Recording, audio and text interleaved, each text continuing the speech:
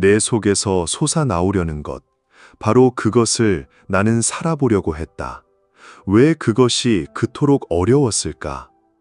나의 모든 여정은 이 질문에서 시작되었습니다. 나에게 세상은 두 개로 나뉘어 있었습니다. 하나는 아버지의 집으로 대표되는 밝은 세계였습니다. 그곳은 직선과 빛, 단정함과 명료한 말이 지배하는 영역이었습니다. 저녁 식탁에 깨끗한 식탁보, 조용한 기도 소리, 부모님의 자애로운 눈길, 그리고 질서정연한 일상. 그 세계의 모든 것은 부드럽고 따뜻했지만 한편으로는 지켜야 할 의무와 양심이라는 보이지 않는 벽으로 둘러싸여 있기도 했습니다. 그곳에서의 삶은 안전했지만 정해진 길만을 걸어야 하는 삶이었습니다. 하지만 문 밖에는 전혀 다른 어두운 세계가 존재했습니다. 그곳은 하녀들과 직공들의 거친 말, 정육점의 피비린내, 선술집의 소음과 같이 예측 불가능한 것들로 가득 차 있었습니다. 그 세계는 거칠고 위협적이었지만 동시에 생명력 넘치고 금지된 매력을 품고 있었습니다. 나는 두 세계의 경계에 서서 나 자신은 명백히 밝은 세계에 속해 있다고 믿으면서도 어두운 세계의 혼돈에 알 수 없는 이끌림을 느끼고 있었습니다. 그 믿음은 한순간의 거짓말로 인해 산산조각 났습니다. 동네 아이들 무리에 끼어 그들의 환심을 사고 싶었던 어린 마음에 나는 해서는 안 될 허풍을 떨었습니다. 과수원에서 사과 한 상자를 훔쳤노라고. 그 말을 뱉는 순간 나는 돌이킬 수 없는 강을 건넜음을 직감했습니다. 그 무리에 속해 있던 프란츠 크로머라는 소년이 이 거짓말을 약점 잡아 나를 협박하기 시작했습니다. 크로머는 날카로운 휘파람 소리로 나를 불러냈고 나의 삶은 크로머라는 어둠에 완전히 종속되었습니다. 그 휘파람 소리는 이제 내 삶을 지배하는 악마의 호출 소리가 되었습니다. 그날 이후 나의 세계는 뒤바뀌었습니다. 따뜻했던 집은 죄책감으로 가득 찬 차가운 공간이 되었고 부모님의 다정한 말은 나의 비밀을 꿰뚫어보는 신문처럼 들렸습니다.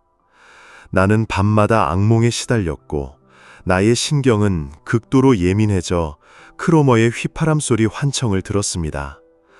어머니의 서랍장에서 돈을 훔칠 때에 그 차가운 쇠 손잡이의 감촉은 내게 평생 잊을 수 없는 낙인이 되었습니다.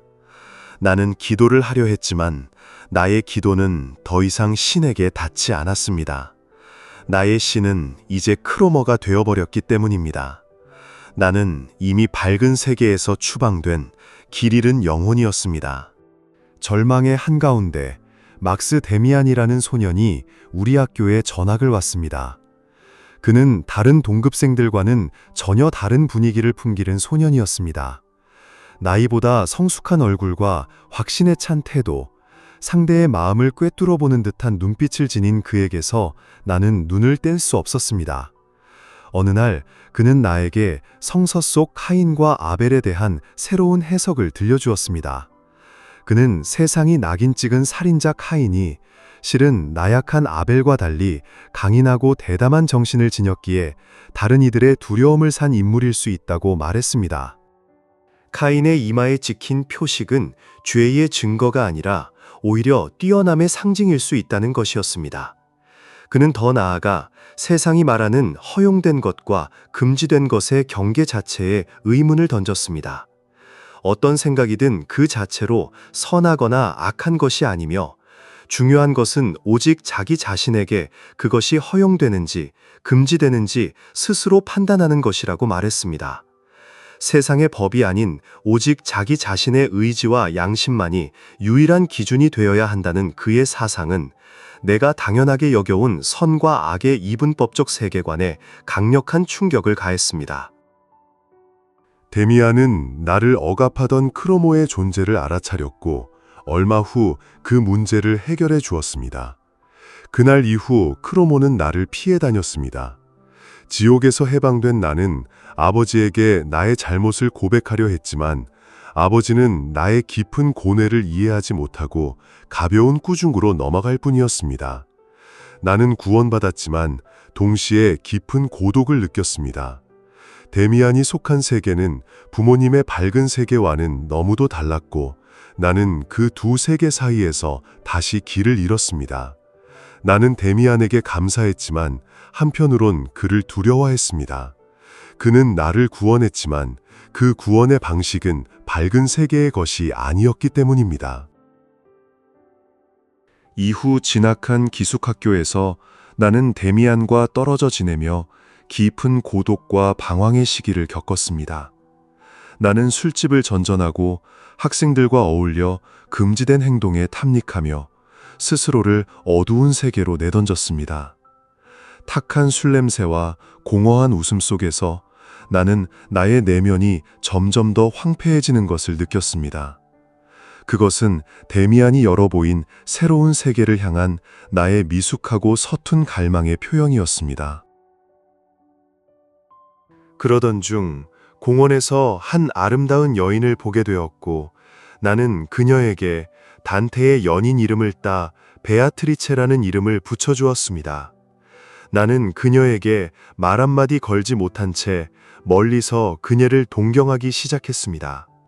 베아트리체를 향한 순수한 사랑은 나를 타락한 생활에서 건져 올리는 동아줄이 되었습니다.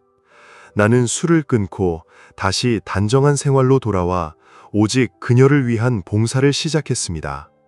나는 다시 그림을 그리기 시작했고 그녀의 얼굴을 화폭에 담으려 애썼습니다. 하지만 내가 그린 얼굴은 점차 베아트리체가 아닌 다른 모습으로 변해갔습니다. 때로는 데미안을 닮았고 때로는 나 자신을 닮은 성별을 알 수 없는 중성적인 얼굴이었습니다. 나는 그 얼굴에서 나의 운명적인 무언가를 느꼈고 그 그림에 매달렸습니다. 어느 날 아침 나는 꿈에서 본 거대한 문장이 새겨진 새 한 마리를 그렸습니다. 노란색 매가 파란색의 거대한 알을 깨고 나오려 하고 있었습니다. 나는 이 그림을 데미안에게 보냈고 얼마 후 답장을 받았습니다. 쪽지에는 짧은 문장이 적혀 있었습니다. 새는 알에서 나오려고 투쟁한다. 알은 세계이다. 태어나려는 자는 하나의 세계를 깨뜨려야 한다. 새는 신에게로 날아간다. 그 신의 이름은 아프락사스다. 아프락사스. 나는 그 의미를 찾아 헤맸고 우연히 들어간 작은 교회의 오르간 연주자 피스토리우스를 통해 그 해답의 실마리를 얻었습니다. 피스토리우스는 나의 내면을 꿰뚫어보고 나에게 아프락사스의 개념을 설명해 주었습니다.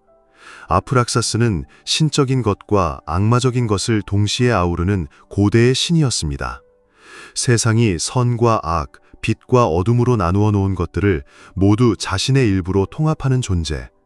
피스토리우스는 나에게 나의 꿈을 소중히 여기고 내 안의 목소리에 귀 기울여 나만의 운명을 창조해 나가야 한다고 가르쳤습니다. 그의 방, 타오르는 벽난로 앞에서 우리 두 사람은 고대 신화와 개인의 꿈, 그리고 운명에 대해 깊은 대화를 나누었습니다. 나는 피스토리우스와의 대화를 통해 지적인 성장을 이루었지만 얼마 지나지 않아 한계를 느꼈습니다. 피스토리우스 역시 그가 가진 지식과 낡은 형식이라는 알 속에 갇혀있는 인물임을 깨달은 것입니다. 그가 들려주는 꿈은 인류가 오랫동안 함께 꿔온 위대한 공동의 꿈이었지만 내가 진정으로 원했던 것은 오직 나 자신만의 새롭고 고유한 개인의 꿈이었습니다. 나는 그에게 그의 가르침이 결국 과거의 유산에 머물러 있음을 비판했고 이로 인해 우리 두 사람의 관계는 끝이 났습니다. 스승을 넘어서는 고통스러운 과정을 통해 나는 타인의 가르침이라는 마지막 껍질마저 꿰고 진정으로 나 자신의 길을 홀로 걸어가기 시작했습니다. 나는 데미안의 어머니인 에바 부인을 찾아갔습니다. 그녀의 집과 정원, 그리고 그녀의 존재 자체는 내가 그토록 찾아 헤매던 모든 것의 통합체였습니다. 그녀의 집 대문 위에는 내가 그렸던 바로 그 새, 알을 깨고 나오는 매가 선명하게 조각되어 있었습니다.